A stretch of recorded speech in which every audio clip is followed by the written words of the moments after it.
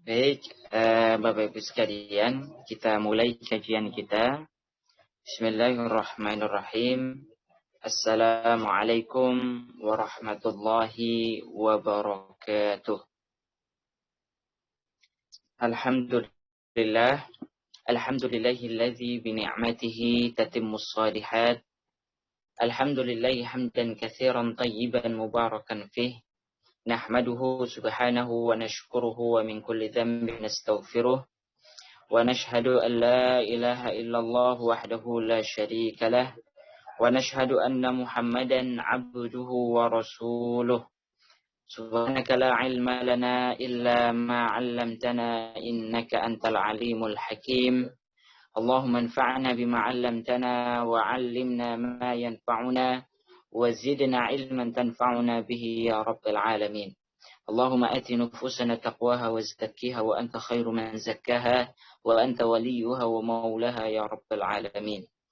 Bapak Ibu sekalian, khususnya jamaah Masjid Ar-Raudhah Pondok Kelapa yang semoga dimuliakan Allah, dan secara umum Bapak Ibu yang kami undang, bersyukur kita kepada Allah atas segala limpahan nikmat yang Allah karuniakan kepada kita semua, di mana kenikmatan-kenikmatan yang kita dapatkan haruslah senantiasa mendekatkan diri kita kepada Allah Subhanahu wa taala.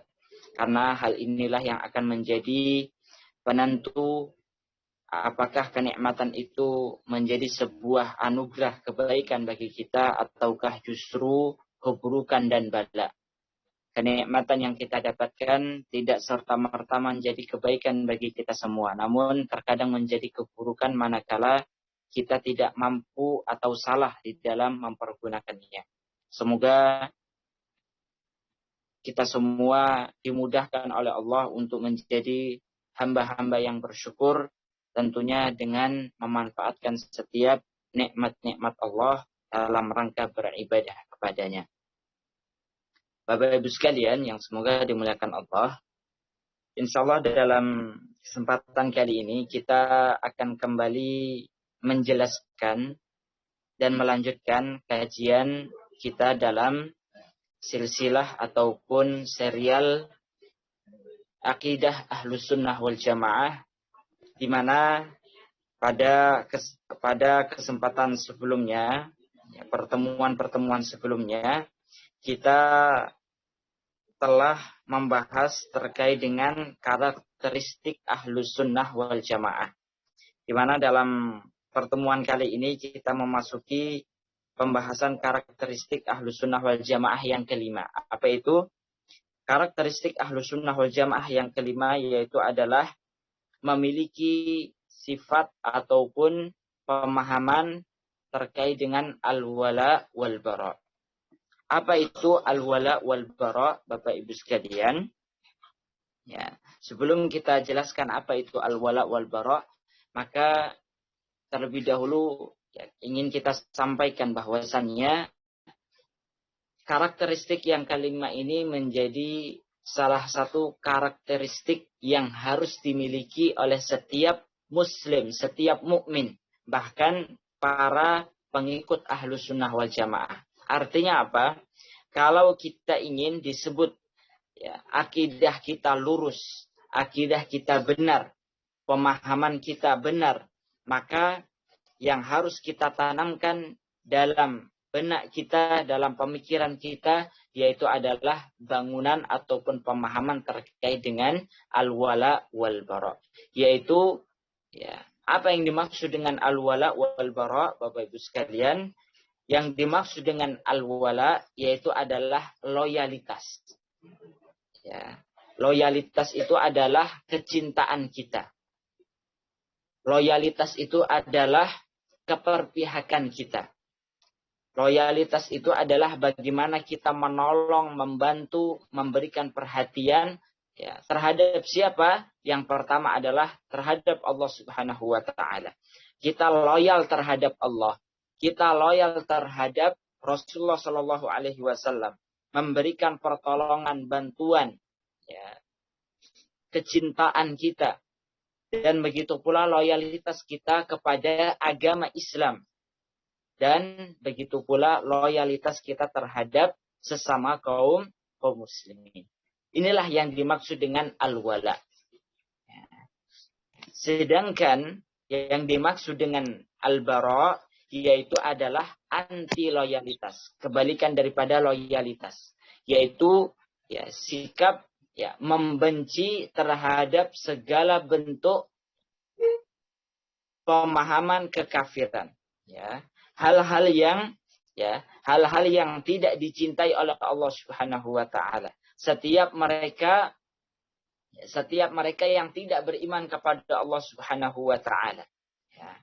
Maka kita harus memberikan bara'ah, berlepas diri, sikap berlepas diri kita ya, kepada siapa yang Allah Subhanahu wa taala juga berlepas diri dengannya.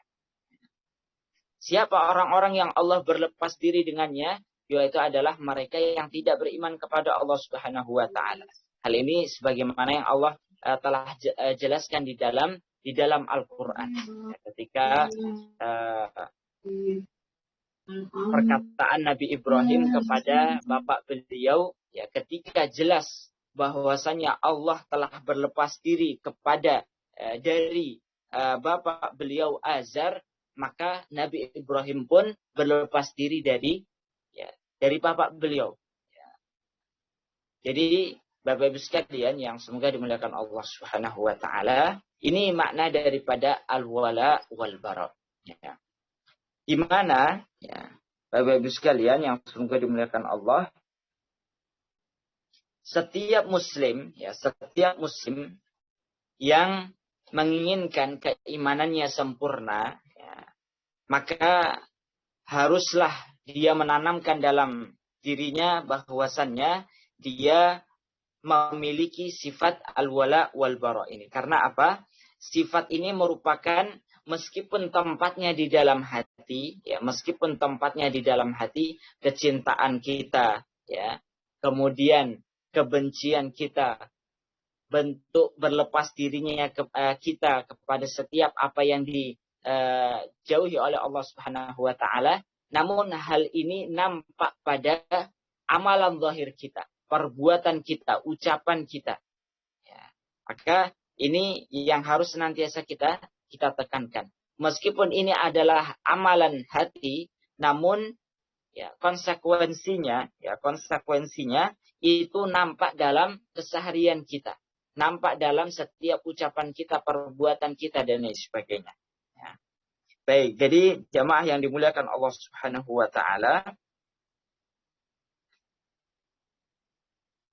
kalau kita membahas ya terkait dengan manzilah ataupun ya kedudukan, ya, karena sekali lagi kita sampaikan bahwasanya ini adalah syariat Allah. Ya, kita diperintahkan untuk memberikan loyalitas kepada siapa-siapa saja yang Allah telah perintahkan, dan memberikan anti loyalitas kepada siapa yang telah Allah tetapkan. Ini bagian daripada ya, syariat Allah, perintah Allah. Ini masuk dalam ranah akidah, keyakinan kita. Nah, kalau kita mau lihat seagung mana, ya, setinggi mana kedudukan pemahaman ini dalam akidah Ahlussunnah wal Jamaah, maka kita akan dapatkan bahwasanya pemahaman al-wala wal bara ini memiliki kedudukan yang sangat tinggi dalam akidah Ahlussunnah wal Jamaah. Apa yang menyebabkan ya, sifat al-wala wal bara ini menempati kedudukan yang tinggi di dalam Islam? Maka hal ini dibuktikan dengan beberapa hal, Bapak Ibu sekalian. Apa itu? Yang pertama adalah bahwasannya pemahaman al-wala wal bara ini termasuk bagian daripada makna syahadah. Ya. Jadi kita memberikan kecintaan kita kepada Allah, Rasulnya, agama Islam dan kaum muslimin, ya, dan begitu pula memberikan sifat sikap berlepas diri kita, ini bagian daripada makna syahadat. Jadi kalau misalnya kita setiap hari di setiap sholat kita membaca syahadat, Bapak Ibu sekalian, maka makna syahadat yang kita ucapkan, amalan daripada ya syahadat yang harus kita amalkan ini tidak akan sempurna kecuali kita harus mengamalkan sifat ataupun pemahaman al-wala wal bara. Mengapa hal ini bagian daripada makna syahadat? Coba kita jelaskan, jemaah sekalian. Ya, makna daripada syahadat, ya, kalimat syahadat itu adalah la ilaha. Ya, la ilaha. Ya, ini maknanya adalah la ilaha illallah. Ini maknanya adalah bahwasannya al-bara min kulli ma yu'badu min dunillah. Kalau kita menyebutkan la ilaha illallah, tidak ada ilah yang berhak kita sembah kecuali Allah, itu maknanya adalah kita siap untuk berlepas diri daripada segala hal yang disembah selain Allah Subhanahu wa taala. Ini bara, berlepas diri. Jadi kalau misalnya kita mengucapkan mengucapkan kalimat la ilaha illallah, ya. Namun kita belum berkenan untuk melepaskan diri kita dari segala hal yang diibadahi selain Allah Subhanahu wa taala, maka hal ini menunjukkan bahwasannya syahadat kita belum sempurna. Ya. Kapan syahadat kita akan sempurna? Ketika kita telah melepaskan diri kita dari segala hal-hal yang disembah selain Allah Subhanahu wa taala. Ya, jadi ini bukti yang pertama bahwasannya al-wala wal bara bagian dari termasuk ya memiliki kedudukan yang tinggi dalam syariat Islam. Kemudian ya, jemaah sekalian yang semoga dimuliakan Allah, adapun bukti yang kedua mengapa al-wala wal bara memiliki kedudukan yang tinggi dalam syariat Islam? Ya, hal ini dikarenakan annaha syartun fil iman. Dikarenakan sikap loyalitas kita dan sikap berlepas diri kita dari kekafiran, kemusyrikan, ini syarat daripada keimanan kita. Apa makna daripada syarat keimanan kita? Iman kita tidak akan sempurna. Iman kita tidak akan baik ketika kita belum melaksanakan syarat-syarat daripada keimanan kita. Apa syarat-syarat daripada keimanan kita? Yaitu adalah tadi, memberikan loyalitas kepada Allah, Rasulnya, agama Islam, dan sesama kaum muslimin, dan berlepas diri daripada kekafiran dan kemusyrikan. Hal ini sebagaimana yang Allah Subhanahu wa taala sebutkan dalam surat Al-Maidah ayat 80. Ya, coba Bapak Ibu sekalian dibuka surat Al-Maidah ayat 80.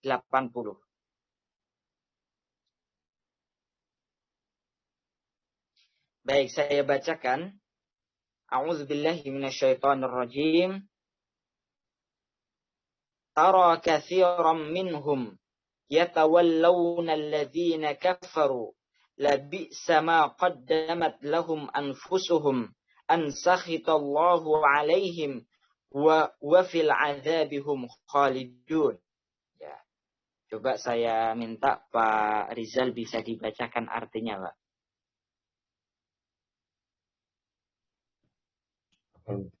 Auzubillahi minasyaitonirrajim. Kamu melihat banyak di antara mereka tolong-menolong dengan orang-orang kafir atau musyrik. Sungguh sangat buruk apa yang mereka lakukan untuk diri mereka sendiri, yaitu kemurkaan Allah, dan mereka akan kekal dalam azab. Ya. Allah Subhanahu wa taala menyinggung, ya.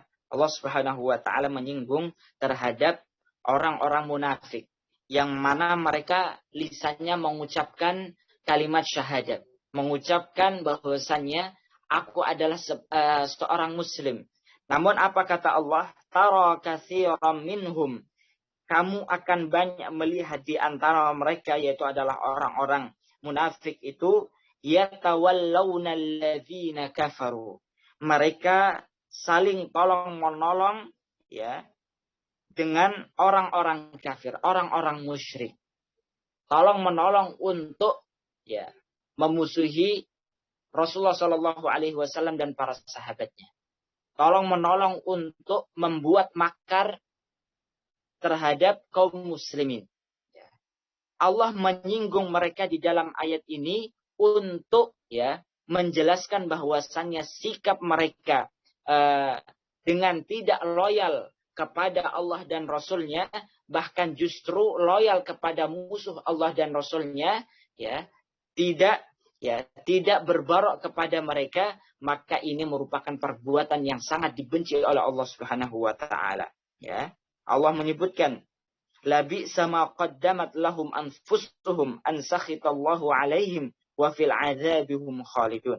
Sungguh sangat buruk apa yang mereka lakukan itu untuk diri mereka sendiri, yaitu kemurkaan Allah, dan mereka akan kekal di dalam azab neraka. Nah, jamaah sekalian yang semoga dimuliakan Allah, ya. Artinya kita belum akan disebut sebagai mukmin yang hakiki, ya, keimanan yang sempurna. Ya, bahkan ada bibit-bibit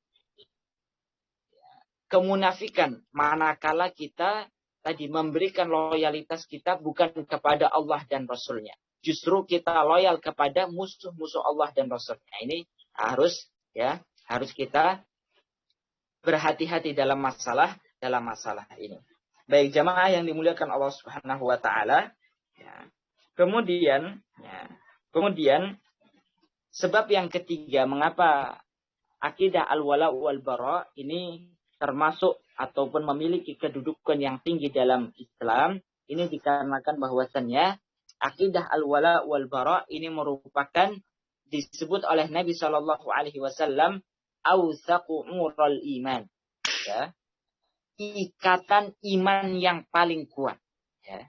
Jadi keimanan kita itu, Bapak Ibu sekalian, keimanan dan keislaman kita itu ya seperti tali, ya, seperti tali.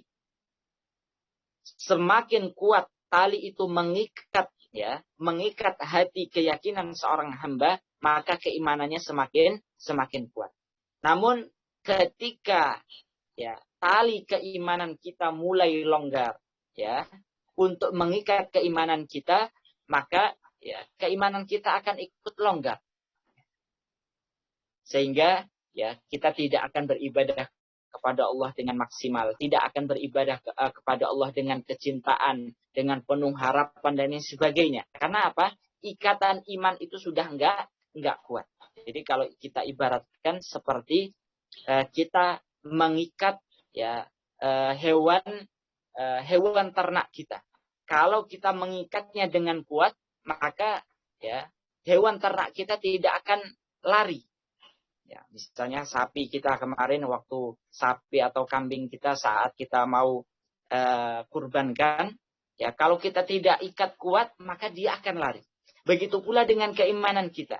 Keimanan kita kalau kita tidak ikat dengan kuat maka akan hilang.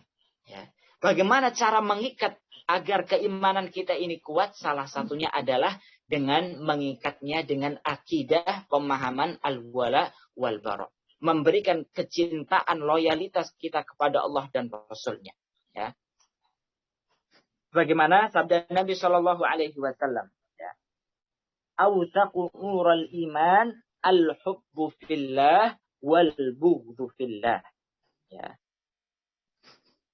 Ikatan keimanan yang paling kuat, apa itu, Bapak Ibu sekalian? Ya.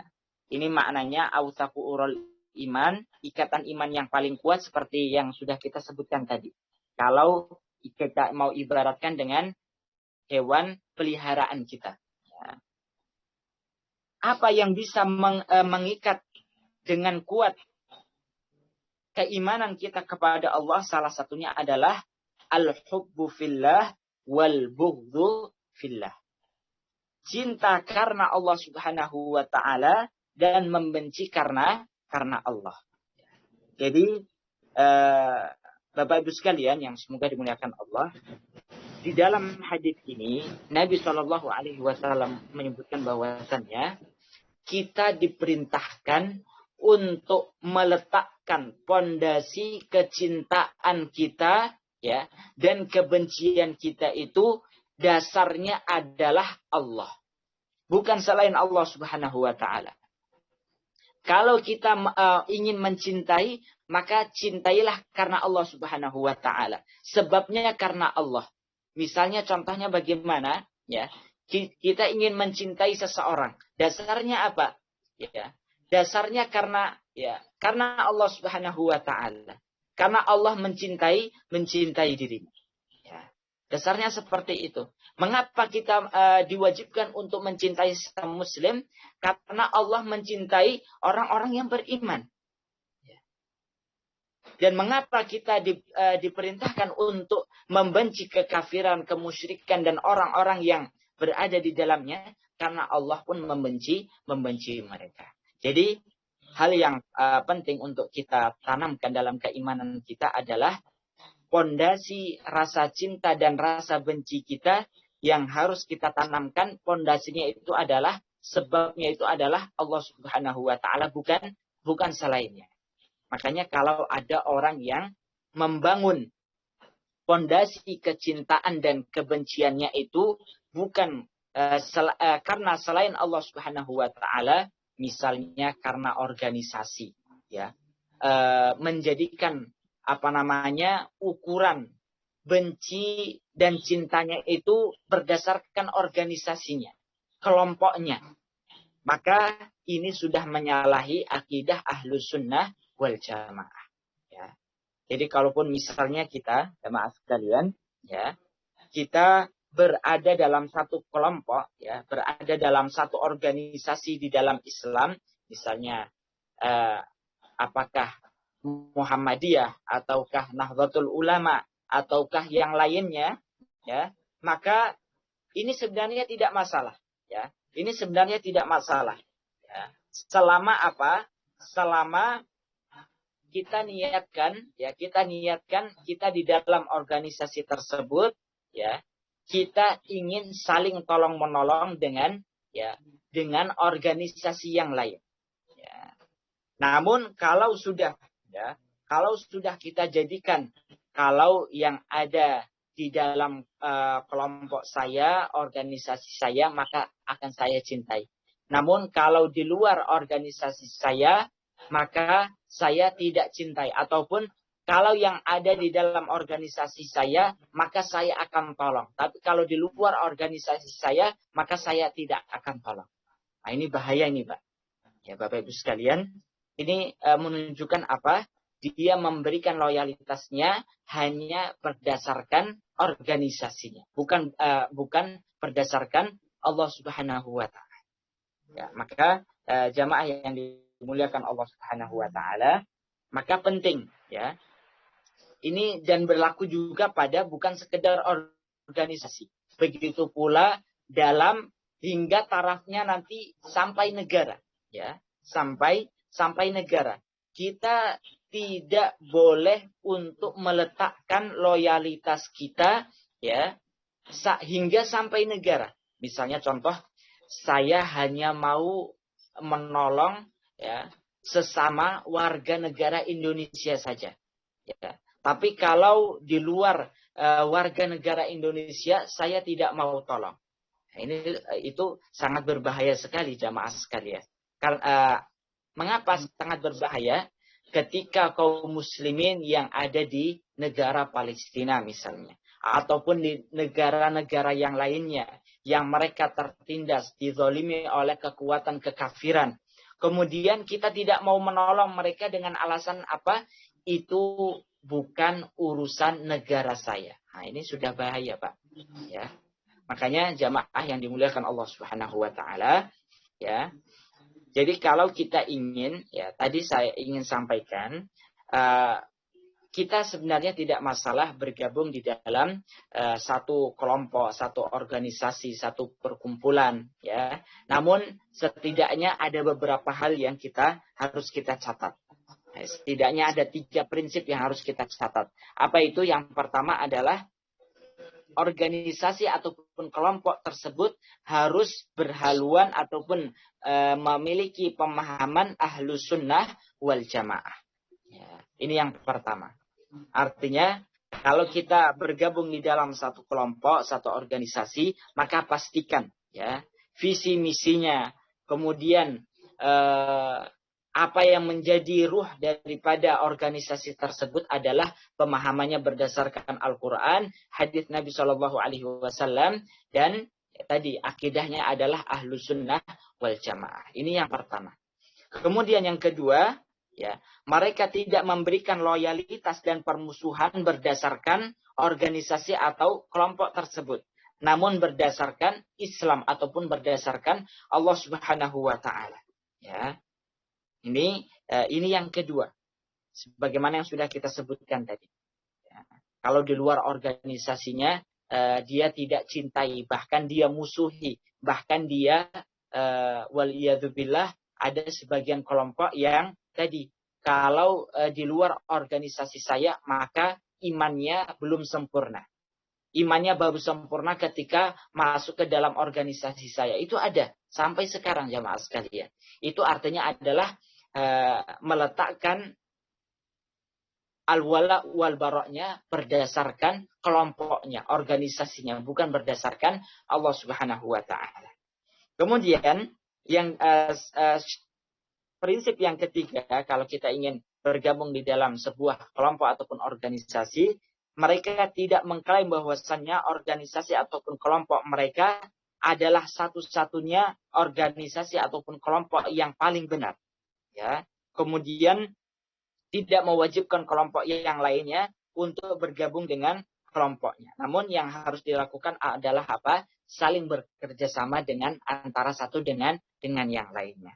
Jadi jangan sampai kalau kita misalnya inilah yang menjadi bibit-bibit sikap fanatisme, sikap taklid buta. Ketika seseorang sudah mulai menganggap kelompok saya yang paling benar, kelompok saya yang paling banyak berjasa, kelompok saya yang paling terdepan dan sebagainya. Sedangkan yang lainnya, tertinggal dan lain sebagainya. Ataupun menganggap ya kelompok-kelompok yang lainnya tadi tidak akan sempurna kecuali ketika mereka bergabung dengan mereka. Ini sangat disayangkan sekali ataupun sangat keliru sekali. Justru yang harus dilakukan apa? Antara satu kelompok dengan kelompok yang lainnya, yaitu adalah saling tolong menolong. Ya, saling tolong menolong. Baik jamaah yang dimuliakan Allah Subhanahu wa taala, ini terkait dengan pembahasan masalah kelompok-kelompok di dalam Islam. Yang perlu untuk kita tekankan adalah jangan sampai kita membangun pondasi al-wala wal bara kita berdasarkan kelompok, berdasarkan tokoh, berdasarkan negara, jangan sampai. Ya, kita cinta negara tidak masalah, namun harus kita tempatkan sesuai dengan tempatnya.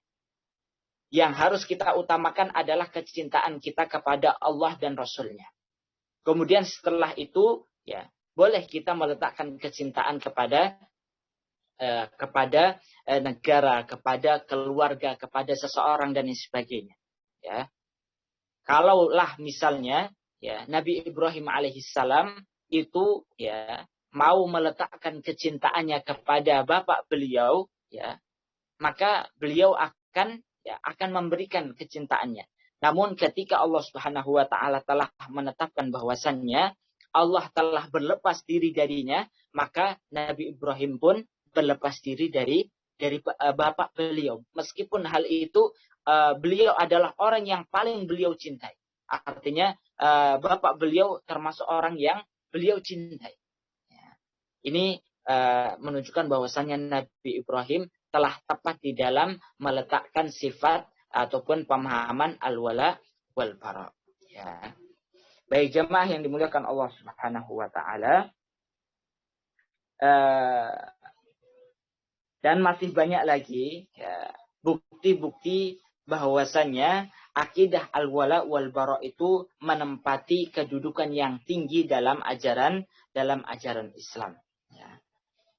Di antaranya adalah bahwasannya al-wala wal bara ini menjadi sebab ya seseorang bisa merasakan manisnya keimanan kepada Allah Subhanahu wa taala. Ya. Hal ini sebagaimana yang disabdakan oleh Nabi sallallahu alaihi wasallam, "Salasun man wajadahunna wajada halawatal iman." Ada 3 perkara ketika seseorang mendapatkannya, maka dia telah mendapatkan manisnya keimanan. Apa itu? An yakunallaha wa rasulahu ahabba ilaihi mimma siwahuma. Ya. Dia menjadikan Allah dan Rasulnya lebih dia cintai daripada selainnya. Nah, ini sudah menempatkan sifat al-wala, kecintaan kita, menempatkan Allah dan Rasulnya berada di peringkat yang tertinggi. Ya. Mencintai Allah Subhanahu wa taala dan Rasulnya, ya, melebihi selainnya. Ya. Ini sudah termasuk ya perkara yang tepat. Suatu ketika Umar bin Khattab radhiyallahu an, beliau menyebutkan bahwasannya berkata kepada Rasulullah, ya Rasulullah, aku telah mencintai ya Allah dan Rasulnya, ya Allah ya menjadi kecintaan yang paling tertinggi. Kemudian setelah itu, ya, yang paling aku cintai adalah diriku sendiri. Ya. Maka apa kata Nabi Shallallahu Alaihi Wasallam? Ya, keimananmu belum sempurna hingga engkau mencintai Allah dan Rasulnya melebihi kecintaanmu kepada dirimu sendiri. Coba bayangkan jemaah sekalian. Kecintaan kita terhadap Allah dan Rasulnya, loyalitas kita kepada Allah dan Rasulnya, itu harus kita nomor satukan melebihi kecintaan kita terhadap keluarga kita. Bahkan hingga terhadap diri kita sendiri. Ya. Maka ketika hal itu sudah disampaikan oleh Rasulullah, maka Umar bin Khattab merevisi kembali keyakinan beliau. Baik, wahai Rasulullah, saat ini aku telah mencintai Allah dan Rasulnya, ya, melebihi kecintaanku terhadap keluargaku dan diriku sendiri. Maka apa kata Rasulullah? Al-an ya Umar. Maka sekarang, ya, keimananmu sudah sempurna. Jadi jamaah yang dimuliakan Allah Subhanahu wa taala, hal ini tidak akan, makanya mengapa orang-orang yang ketika Islam itu dihina misalnya, ya, Rasulullah dihina, ya, misalnya kemarin ada kasus Holy Wing misalnya, memberikan promosi bagi yang memiliki nama Muhammad akan diberikan bir gratis, minuman keras gratis. Nah, ini kan melecehkan Rasulullah, ya. Kemudian ada orang Islam yang mengaku bahwasannya berkata bahwasannya ini kan sekedar promosi saja dan sebagainya, nggak usah baper, nggak usah dinilai ini dan itu. Ini menunjukkan apa? Dia seorang Muslim, ya, tapi dia belum merasakan manisnya keimanan, ya. Dia belum merasakan manisnya keimanan. Makanya sekali lagi, ya, kecintaan kita kepada Allah dan Rasulnya ini masalah hati, ya, yang tidak bisa dirasakan oleh mereka yang belum merasakan manisnya keimanan kepada Allah dan Rasulnya. Ya. Jadi kalau kita mau mengecek apakah kita sudah betul-betul merasakan manisnya keimanan kepada Allah, coba kita lihat saat Allah, Rasulnya, agama Islam itu dihina. Saat kaum muslimin, ada sebagian kaum muslimin yang mereka ditindas oleh orang-orang zalim. Apakah hati kita tergerak? Apakah hati kita, ya, ingin untuk memberikan bantuan kepada mereka? Kalau tidak, maka ini menunjukkan bahwasannya kita belum merasakan manisnya keimanan, keislaman kepada Allah Subhanahu wa taala. Baik jamaah yang dimuliakan Allah Subhanahu wa taala, ya. Ini masih banyak sekali, ya, sebab-sebab ataupun bukti-bukti bahwasannya akidah al-wala wal bara ini menempati kedudukan yang tinggi dalam syariat Islam. Dan selanjutnya jamaah yang dimuliakan Allah Subhanahu wa taala, ya, perlu untuk kita ketahui beberapa gambaran-gambaran, ya, gambaran-gambaran terkait dengan apa di antara bentuk-bentuk berwala ataupun loyalitas, memberikan loyalitas kepada selain Allah Subhanahu wa taala, kepada kekafiran. Ya. Namun sebelum itu kita akan jelaskan terlebih dahulu dalil-dalil yang menjelaskan terkait dengan larangan kita untuk memberikan loyalitas kita kepada orang-orang kafir dan kekafiran itu sendiri. Hal ini sebagaimana yang Allah Subhanahu wa taala sebutkan dalam surat Al-Kafirun. Ini sudah sering kita baca. Qul ya ayyuhal kafirun la a'budu ma ta'budun, ya, wala antum 'abiduna ma a'bud wala ana 'abidum ma 'abadtum wala antum 'abiduna ma a'bud lakum dinukum waliyadin. Ya. Ini sudah jelas. Surat Al-Kafirun ini memberikan penjelasan kepada kita semua untuk berlepas diri kepada setiap apa yang diibadahi selain Allah Subhanahu wa taala. Ya. Kita harus tegas, dan ini juga memberikan bentuk ketegasan. Qul, katakanlah wahai Muhammad, ya ayyuhal kafirun, wahai setiap orang-orang kafir. Ya, wahai orang-orang kafir. Ya, ini sebagai perkataan yang tegas, ya, lugas. Qul ya ayyuhal kafirun, katakanlah wahai Muhammad kepada orang-orang kafir, wahai orang-orang kafir, la a'budu ma ta'budun. Aku sama sekali tidak mau beribadah terhadap apa yang engkau ibadah. Ya, ini betul-betul memberikan bentuk barok kita, ya, berlepas diri kita kepada peribadatan selain Allah Subhanahu wa taala. Ya.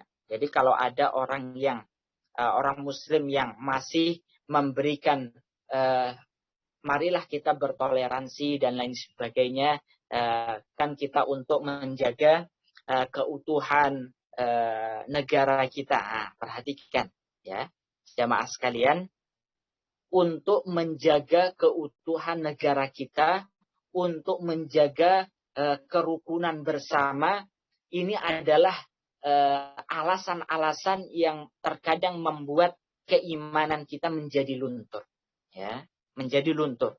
Alasan menjaga keutuhan, alasan menjaga kebersamaan dan lain sebagainya, alasan toleransi dan lain sebagainya, membuat keimanan kita hilang, ya. Baik, jamaah yang dimuliakan Allah Subhanahu wa taala, ya, sebenarnya masalah toleransi ini pembahasan tersendiri, ya. Kemudian begitu pula, ya, ayat yang lainnya yang menjelaskan tentang kewajiban berlepas diri dari orang kafir dan apa yang disembahi, yaitu adalah sebagaimana yang Allah sebutkan dalam surat Al-Mumtahanah ayat 4. Ini berkaitan dengan Nabi Ibrahim alaihissalam. Allah Subhanahu wa taala berfirman, "Qad kanat lakum uswatun hasanatun fi Ibrahim walladzina ma'ah." Ya. Sungguh telah ada, ya, suri tauladan yang baik bagimu pada Ibrahim dan orang-orang yang bersama beliau.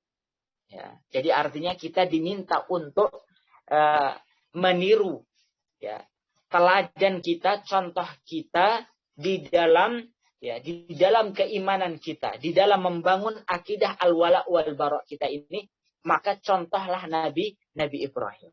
Bagaimana yang dicontohkan oleh Nabi Ibrahim?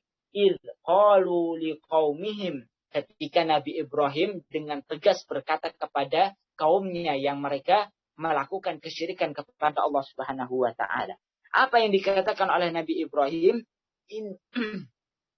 inna bura'a'u minkum wa mimma ta'buduna min dunillah.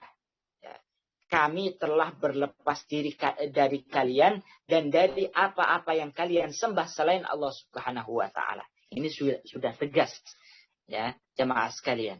Jadi kalau misalnya kita diminta untuk bertoleransi, ya, untuk beribadah kepada selain Allah dengan alasan toleransi, menghormati dan lain sebagainya, maka harus kita ingat ayat ini. Inna bura'a'u minkum wa mimma ta'buduna min dunillah. Kafarna bikum wa bada bainana wa bainakumul adawatu wal baghdha'u abadan hatta tu'minu billahi wahdah. Dan kami telah, ya, ingkari, ya, jadi mengingkari kekafiranmu dan telah nyata antara kami dan kamu permusuhan dan kebencian buat kebencian buat selama-lamanya sampai kamu beriman kepada Allah Subhanahu wa taala. Jadi ada setidaknya 4 sikap Nabi Ibrahim terhadap kekafiran. Apa itu? Yang pertama adalah berlepas diri dari orang-orang kafir, ya. Mengapa kita harus berlepas diri? Artinya berlepas diri ini bukan berarti kita harus artinya mendolimi ataupun memberikan keburukan dan lain sebagainya, tidak, ya. Berlepas diri ini dalam artian jangan sampai, ya, jangan sampai karena kecintaan kita, ya, karena kecintaan kita kepada orang yang tidak beriman kepada Allah menyebabkan kecintaan kita kepada Allah itu menjadi dinomor 2-kan. Ya, karena misalnya, ya, sebagaimana ada salah seorang sahabat yang ketika ibu beliau ketika mengetahui anaknya, ya, yaitu sahabat ini masuk Islam, maka ibunya langsung mogok makan, tidak mau makan, ya. Berharap dengan hal itu anaknya kembali ke dalam agama sebelumnya. Namun apa yang terjadi? Kalau sahabat tersebut memiliki rasa kasih sayang, ya. Kalau memiliki rasa kasih sayang, iya, ya. Namun ketika kasih sayangnya, kalau sekiranya kasih sayangnya itu melebihi kasih sayang, kecintaan kepada Allah dan Rasulnya, ya, maka dia akan tinggalkan agama Islam yang baru saja dia anut itu dan kembali lagi kepada agama sebelumnya. Namun hal itu tidak terjadi. Dikarenakan dia lebih mencintai Allah dan Rasulnya, melebihi kecintaannya kepada ibunya tersebut, maka, ya, wahai ibuku, ya, silahkan engkau, ya, silahkan jika engkau ingin terus mogok makan, silahkan, ya. Artinya aku akan tetap berada di atas agama. Coba bayangkan. Ini menunjukkan apa? Bentuk berlepas dirinya dia kepada ibunya, ya, kepada ibunya. Meskipun hal itu tidak menafikan ataupun meniadakan bentuk perbuatan baiknya kepada ibunya tersebut. Dan hal ini telah diperintahkan oleh Allah Subhanahu wa taala.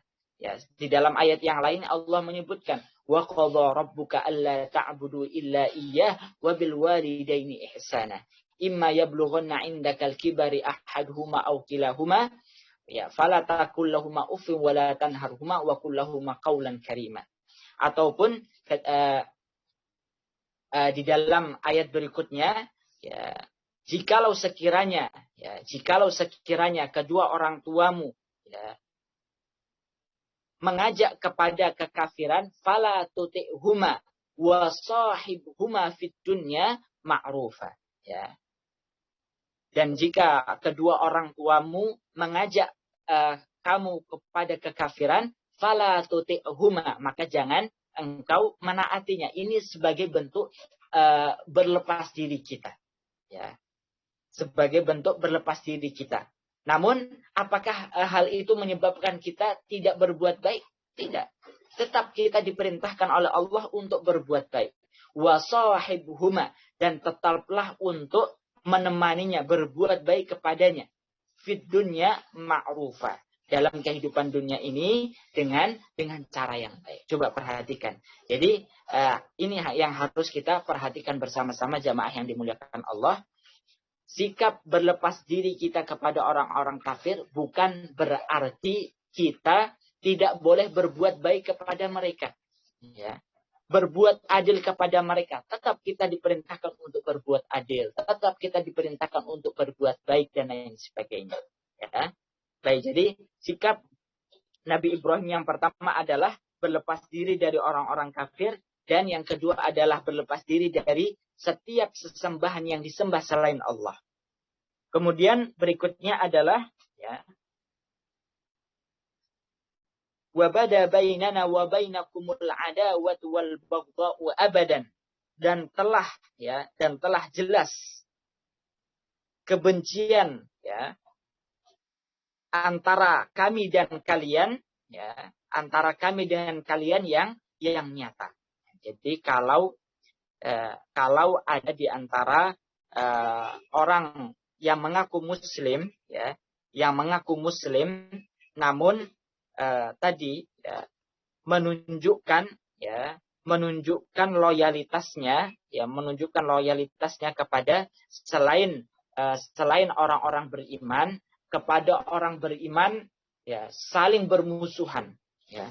Namun kepada orang non muslim dicoba untuk kita saling bertoleransi, saling berkasih sayang. Namun kalau sesama kaum muslimin ada perbedaan sedikit, ya langsung dituduh intoleran, radikal dan lain sebagainya. Bagaimana seperti ini? Ini dikarenakan apa? Salah menempatkan sikap loyalitasnya itu tadi. Ya. Baik jamaah yang dimuliakan Allah. Berikutnya adalah ini dalil yang pertama. Dalil yang kedua berkaitan dengan larangan mengangkat orang kafir sebagai pemimpin dan teman dekat. Ya. Ini sebagaimana yang Allah sebutkan dalam surat Ali Imran ayat 28. La yattakhidul mu'minuna al-kafirina awliya'a min dunil mu'minin. Janganlah orang-orang beriman itu menjadikan orang-orang kafir itu sebagai pemimpin ataupun teman dekat ya selain daripada orang-orang beriman. Nah, jamaah yang dimuliakan Allah Subhanahu wa taala, ini di antara dalil-dalil kita diperintahkan untuk berlepas diri dari orang-orang kafir. Apa di antara gambaran memberikan loyalitas justru kepada orang-orang kafir ini banyak sekali, dan ini yang harus dipahami oleh setiap orang-orang beriman ya, terutama kita.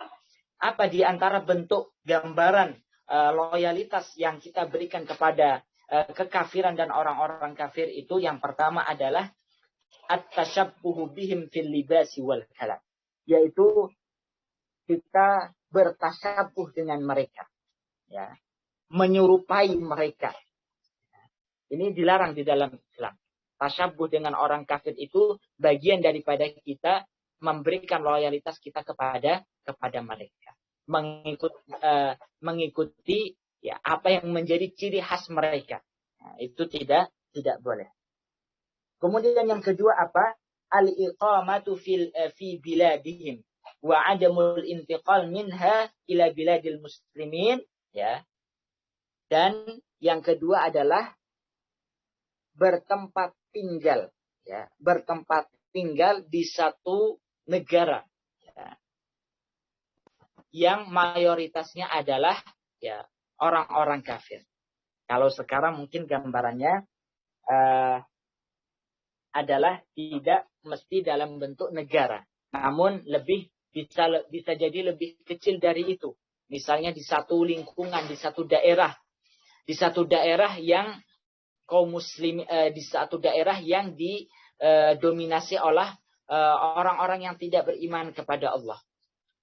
Dan ketika hal itu membahayakan bagi keimanan kita, maka kita wajib untuk pindah dari tempat tersebut. Ya. Dan begitu pula ketika ya, tidak bisa karena kelemahan ekonomi dan lain sebagainya, maka kewajiban bagi kaum muslimin itu adalah untuk memberikan bantuan kepada kaum muslimin minoritas yang tinggal di suatu tempat. Ya, sebagaimana yang kita lakukan di yayasan kami, Himayah Foundation, itu adalah memberikan bantuan ataupun mengirimkan dai ke wilayah-wilayah yang kaum muslimin di tempat tersebut minoritas. Ya, agar apa? Agar mereka ada dai yang mengajarkan kepada mereka. Karena kalau mereka sudah miskin, kemudian tidak ada dai yang tinggal bersama mereka, maka mudah bagi mereka untuk ya diajak kepada agama di luar Islam. Ya, maka ini yang kita khawatirkan. Kalau tidak kuat, maka hendaknya kita pindah. Baik, kemudian jamaah yang dimuliakan Allah, selanjutnya adalah ya, as-safaru ila biladihim, ya, bersafar ke negara mereka. Kalau ini kaitannya dengan negara, ya, kalau misalnya ya kita bersafar, ya, hukum bersafar kepada satu tempat ataupun satu negara yang katakanlah seluruh penduduknya orang-orang kafir. Ini di dalam syariat Islam kita dilarang. Ya, kita dilarang kecuali untuk urusan-urusan yang darurat, seperti ingin berobat di mana tidak ada obat di negara-negara kaum muslimin misalnya, itu diperbolehkan. Kemudian ya, memberikan nama dengan nama mereka. Nah, ini termasuk juga nama. Nah, jadi kalau Bapak Ibu sekalian ingin memberikan nama kepada anak-anaknya, jangan sampai mengambil nama-nama dari orang-orang kafir. Misalnya Robert ataukah siapa misalnya, ataupun yang menunjukkan kepada tokoh-tokoh orang-orang kafir. Nah, ini menunjukkan bahwasanya kebanggaan terhadap mereka, seperti itu. Ya. Kemudian selanjutnya adalah ya, memintakan ampunan kepada orang-orang kafir yang telah meninggal di atas kekafiran mereka. Ini bagian daripada bentuk memberikan loyalitas kepada kekafiran. Kita dilarang untuk memberikan memohonkan ampunan kepada mereka yang meninggal di atas kekafiran. Ya. Baik jamaah yang dimuliakan Allah Subhanahu wa taala, ya, inilah beberapa gambaran yang bisa kita sampaikan, ya, dan sebenarnya masih banyak lagi bentuk-bentuk berloyalitas justru kepada orang-orang kafir yang ini bertentangan dengan akidah Ahlus Sunnah wal Jamaah. Di mana pada hari ini akidah ini sudah mulai luntur, terutama di negeri kita. Ya, terutama di negeri kita. Di mana tadi sebagaimana yang kita sampaikan, kalau kepada orang non-muslim kita diperintahkan seolah-olah diajak untuk saling menghormati, saling menyayangi, dan lain sebagainya. Namun kepada sesama muslim ketika terjadi perbedaan, ya, pendapat dan sebagainya, seolah-olah disikapi sebagaimana kita adalah orang kafir. Ini waliyadzubillah. Inilah yang sedang terjadi di tengah-tengah kaum muslimin, ya, yang harus bersama-sama kita sadari. Semoga dengan kita memahami akidah al-wala wal bara, maka kita tidak salah mencari lawan dan mencari kawan, ya. Karena yang terjadi pada hari ini itu adalah salah mencari kawan, ya, dan mencari lawan. Yang seharusnya dijadikan kawan justru dijadikan lawan, dan yang seharusnya dijadikan lawan justru dijadikan sebagai kawan. Ya.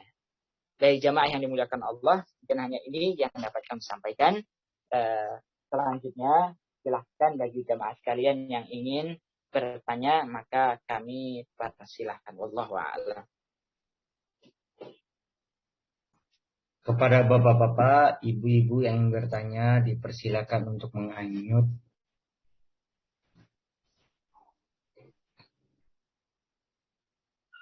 Ustadz.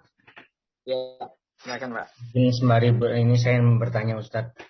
Ya. Ustadz, al-bara wal bara ini jarang dikaji oleh kawan-kawan yang baru hijrah Ustadz. Mereka fokus hanya ketiga akidah rububiyah, udah tuh uluhiyah, udah tuh asma wa sifat. Sedangkan al-bara bara ini yang sangat penting sekali Ustadz. Kadang-kadang kita sering dengar tapi telinga saya kurang gimana ya Ustadz rasanya? Mendoakan hidayah buat orang kafir. Memang dicontohkan Rasul pernah ketika dalam parit peperangan mendoakan hidayah untuk salah satu Umar untuk masuk Islam. Akhirnya Umar bin Khattab. Tetapi yang sering dilakukan kawan-kawan yang baru hijrah ini Ustaz, mendoakan orang yang sudah sudah membawa kekafiran kepada salah satu public figure, contohnya dia sudah membawa istrinya dari Islam kepada kekafiran, tapi didoakan kepada hidayah. Sedangkan orang itu sendiri adalah sangat membenci Islam gitu. Kalau menurut saya sih, kalau orang yang memang dekat sama Islam, tidak pernah menunjukkan kebencian, dia hanya kafir kubro atau kafir besar, mungkin masih pantas Ustaz. Tapi orang yang sudah benci, bagaimana memang hidayah Allah yang memiliki ya Ustaz ya, Allah bisa memberikan kita, tapi ada perasaan kurang berkenan gitu Ustaz, kok mendoakan yang itu gitu, kenapa orang yang lain yang kira-kira lebih dekat gitu kepada kebaikan dan sering mencintai Islam yang kita doakan, kenapa orang seperti itu gitu. Saya rasa itu dulu makanya Ustaz. Baik, jemaah sekalian yang semoga dimuliakan Allah, yang pertama, mengapa bahasan akidah al-wala wal bara ini jarang dikaji? Memang bahasan ataupun tingkatan kita mengkaji akidah ataupun tema pembahasan akidah ini memang bertahap, ya, bertahap, di mana tidak masalah sebenarnya ketika seseorang itu mengkaji akidah dari dasar, mulai dari bagaimana akidah kepada Allah, iman kepada Allah, malaikat dan sebagainya. Kemudian setelah itu membahas bagaimana makna syahadat dan sebagainya, tidak masalah. Namun tetap akan menjadi salah satu hal yang akan dibahas di kemudian hari ketika pondasi-pondasi yang lainnya itu sudah dijelaskan, ya. Artinya kalau itu akan menjadi urutan dalam pembahasannya, itu tidak masalah, ya. Artinya keimanan kepada Allah terlebih dahulu yang ditanamkan, kecintaan kepada Allah, Rasulnya yang ditanamkan, tidak masalah, ya. Namun jangan sampai dihilangkan ataupun tidak mau diajarkan, jangan sampai. Karena apa? Ini sebagaimana yang sudah kita sebutkan, ini adalah syariat Islam. Dan akidah ini menempati kedudukan yang tinggi dalam ajaran syariat Islam. Sehingga jangan sampai dihilangkan. Karena apa? Usaha orang-orang kafir itu adalah untuk menghilangkan keyakinan seperti ini. Ataupun melunturkan akidah kaum muslimin dari pemahaman seperti ini. Maka jangan sampai kita kaum muslimin ikut-ikutan untuk menghilangkannya. Wah, ini kalau seperti ini terlalu keras dan lain sebagainya. Tidak, ya. Kalau itu membutuhkan waktu, tidak masalah, ya. Namun kalau dihilangkan sama sekali dengan alasan untuk menjaga kebersamaan dan sebagainya, ini yang justru tidak tepat seperti itu. Kemudian selanjutnya berkaitan dengan masalah mendoakan hidayah kepada orang kafir, orang non-muslim, pada dasarnya tidak masalah. ya, mendoakan hukum mendoakan hidayah kepada orang kafir yang masih hidup itu tidak masalah, ya, itu tidak masalah, sebagaimana yang dilakukan oleh tadi yang disebutkan yang dilakukan oleh Rasulullah terhadap Umar bin Khattab, dan begitu pula apa yang menjadi doa dan harapan Rasulullah terhadap paman beliau, ya. Selama masih hidup kita diperbolehkan untuk mendoakan hidayah kepada orang kafir seperti itu, ya. Dan bahkan kita tidak dilarang untuk mendoakan, ya Allah, selama dia masih hidup misalnya, ya Allah masukkanlah dia ke dalam neraka, tidak boleh, ya. Justru kita dianjurkan untuk seburuk apapun, ya, seburuk apapun apa yang diperbuat oleh seseorang, ya, maka terkadang dalam ini tentunya, ya, bisa kita nilai apakah bisa kita doakan hidayah untuk dirinya ataukah kita mendoakan kehancuran, ya. Dan dua-duanya dilakukan oleh Rasulullah, ya. Terkadang Rasulullah mendoakan keburukan bagi suatu kaum ataupun personal yang kufur kepada Allah, itu ada. Dan terkadang juga Rasulullah mendoakan hidayah. Contohnya kepada siapa? Kepada ibunda daripada sahabat Abu Hurairah. Suatu ketika ibunda sahabat Abu Hurairah sebelum masuk Islam mencela Rasulullah. Dan ketika hal itu disampaikan oleh Abu Hurairah di hadapan Rasulullah, Rasulullah tidak marah, justru mendoakan hidayah untuk ibunda, ya, ibunda Abu Hurairah, dan pada akhirnya ibunda beliau masuk Islam. Namun terkadang ada juga Rasulullah mendoakan kebinasaan kepada seseorang ataupun suatu kaum, ya, dan itu pun terjadi. Nah, apa yang menjadi ukurannya? Yang menjadi ukurannya adalah tadi, ketika seseorang itu nggak punya kekuatan dan sebagainya, ya lebih baik kita doakan hidayah. Tapi kalau seseorang itu dengan kekafirannya mengkhawatirkan untuk menghancurkan, memberikan keburukan kepada kaum muslimin, maka tidak masalah kita mendoakan kehancuran bagi dirinya. Namun secara umum mendoakan hidayah untuk orang-orang yang belum masuk Islam agar mereka masuk Islam selama masih hidupnya, maka itu diperbolehkan dalam Islam. Wallahu a'lam. Terima kasih Ustaz. Ya. Kepada bapak-bapak, ibu-ibu yang lain dipersilakan jika ingin bertanya untuk mengunmute.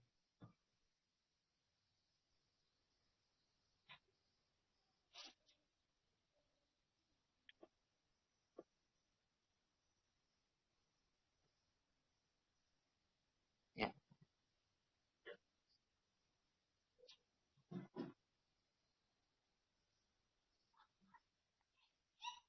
Sepertinya mungkin sudah cukup, Pak Rizal. Nggak ada yang bertanya. Mungkin kita kasih 1 menit lagi Ustaz. Ya. Kalau nggak ada yang tanya, saya yang tanya masalahnya. Ustaz, 1 pertanyaan Ustaz. Baik, silakan Pak. Ini kita nanya fenomena apa Ustaz ya? Seperti Ustaz tadi bilang di tengah-tengah, kadang-kadang kita untuk sesama muslim saling gontok-gontokan, sedangkan kita keluar kita lebih toleran. Karena contohnya ya Ustaz, untuk itilaf yang muktabar.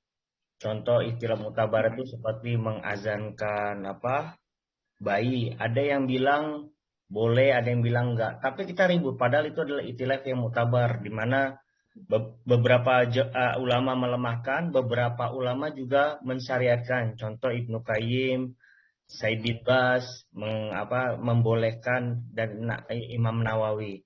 Tapi ya bagi yang baru belajar ya mungkin sangat keras Ustadz kepada saudaranya sendiri. Jadi seolah-olah sudah keluar dari akidah Ahlussunnah wal Jamaah ketika mengazankan. Padahal hal yang tersebut ya boleh-boleh saja Ustadz.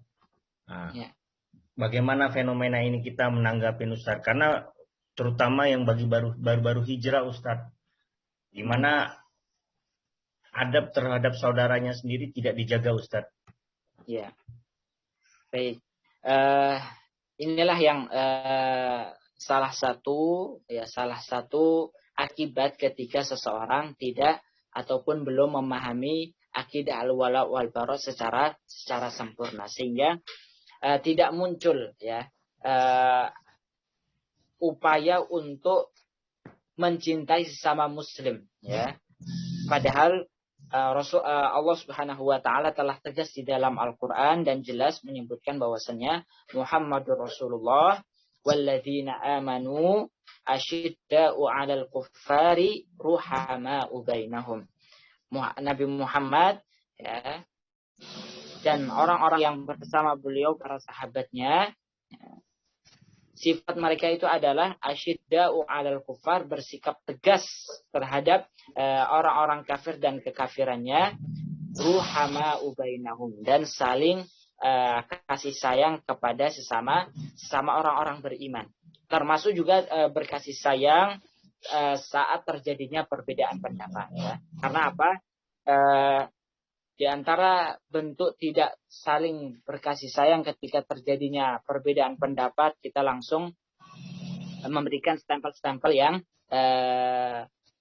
kurang tepat, misalnya pelaku bid'ah ataupun pemahamannya penuh syubhatkah dan lain sebagainya. Ini merasa bahwasannya seolah-olah perkara-perkara yang kita diperbolehkan untuk mengambil pendapat kita masing-masing, artinya boleh berbeda pendapat, dipaksakan harus menjadi satu pendapat saja ya. Maka ini yang tentunya tidak tepat ya, tentunya tidak tepat bentuk daripada kita tidak berkasih sayang kepada sesama muslim, hingga pada akhirnya apa, ketika terjadi seperti itu persaudaraan renggang ya, kemudian tidak terjadinya persatuan di antara kaum muslimin. Nah, ini sangat disayangkan sekali, padahal al-mu'min kalbunyan ya, yashuddu ba'dhum ba'dha. Mukmin antara satu mukmin dan mukmin yang lainnya itu sebagaimana bangunan ya, yang harus menguatkan antara satu dengan yang lain. Maka ini yang harus kita pahami ya. Semoga dengan kita banyak mengkaji bagaimana kita berloyalitas kepada Allah, Rasulnya, sama orang-orang beriman, maka hal ini bisa kita tepis sedikit demi sedikit, dan tentunya ini membutuhkan kedalaman ilmu ya. Terkadang karena ilmu itu baru sedikit kita dapatkan ya, kemudian kita hanya mengambil kebenaran itu dari satu orang saja, terkadang muncullah sifat-sifat seperti ini. Namun nanti seiring dengan bertambahnya wawasan kita, semoga hal itu bisa lebih mendewasakan kita. Wallahu a'lam. Terima kasih Ustadz. Ada pertanyaan Ustadz di kolom chat Ustadz. Baik, saya bacakan. Assalamualaikum Ustadz, mohon izin bertanya mungkin di luar tema. Baik, tidak masalah. Bagaimana ya Ustadz jika dalam suatu komunitas perihal tahsin atau mengaji diutamakan? Jadi waktu itu saya diundang untuk mengikuti tahsin, namun jam mulainya tepat jam 3. Saya sempat bertanya kepada ustadzah yang mengajarnya apakah ada waktu sholat asar dulu, namun beliau menjawab tahsin dulu baru sholat. Nah, itu bagaimana ya Pak Ustadz hukumnya? Padahal kan kecintaan kita terhadap Allah harus kita prioritaskan terlebih dahulu berkaitan dengan kewajiban sholat. Apakah saya salah jika saya meninggalkan kelas tersebut untuk melaksanakan dan mengutamakan ibadah sholat? Baik, ini tentunya kesalahan oleh sebagian orang ya. Ketika telah datang waktu sholat ya, maka segala aktivitas apapun, apakah jual beli, apakah belajar mengajar ataupun aktivitas yang lainnya, harus kita harus kita tunda terlebih dahulu, ya. Dan meskipun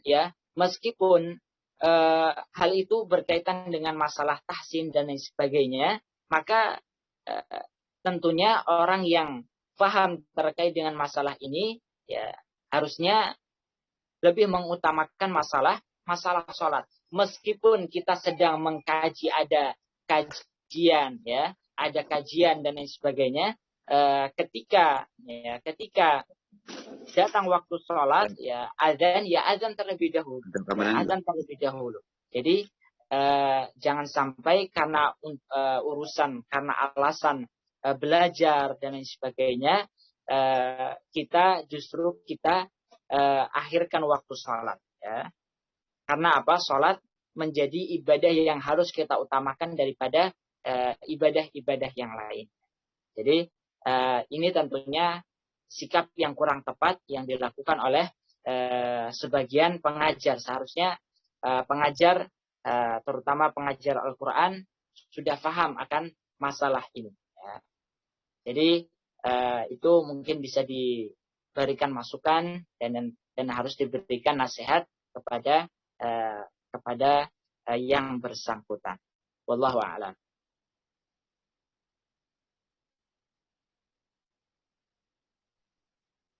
Baik.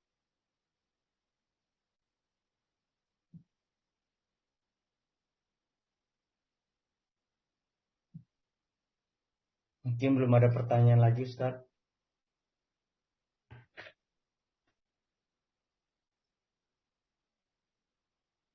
Baik.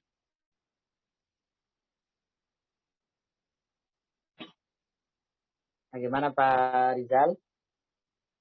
Sepertinya tidak ada pertanyaan lagi, Ustaz. Cukup ya? Ustaz. Ya. Baik, jamaah yang dimuliakan Allah Subhanahu wa taala, Bapak Ibu sekalian, alhamdulillah kesempatan ini kita telah menyelesaikan pembahasan terkait dengan masalah akidah al-wala wal bara. Sebenarnya pembahasan ini tidak bisa dan tidak cukup untuk dibahas sekali saja. Karena apa? Pembahasan ini sangat luas sekali sebenarnya. Namun semoga hal ini menjadi mukaddimah kita saja terlebih dahulu. Nanti di lain kesempatan ataupun di majelis yang lainnya, Bapak Ibu sekalian bisa mendalami akan masalah ini. Karena para ulama bahkan ada yang membuat khusus buku berkaitan dengan al-wala wal bara. Sebagaimana yang ditulis oleh Syekh Wahab Al-Qahtani. Beliau membuat buku khusus terkait dengan akidah al-wala wal bara. Nanti bisa kita dalami sendiri. Baik, jamaah yang dimuliakan Allah, mungkin hanya ini yang dapat kami sampaikan. Lebih dan kurangnya kami mohon maaf. Aqulu qauli hadza astaghfirullah li wa lakum. Kita akhiri dengan membaca doa kafaratul majlis. Subhanakallahumma wa bihamdika asyhadu an la ilaha illa anta astaghfiruka wa atubu ilaik. Aqulu qauli hadza astaghfirullah li wa lakum. Assalamualaikum warahmatullahi wabarakatuh. Waalaikumsalam warahmatullahi wabarakatuh. Terima kasih, Ustaz.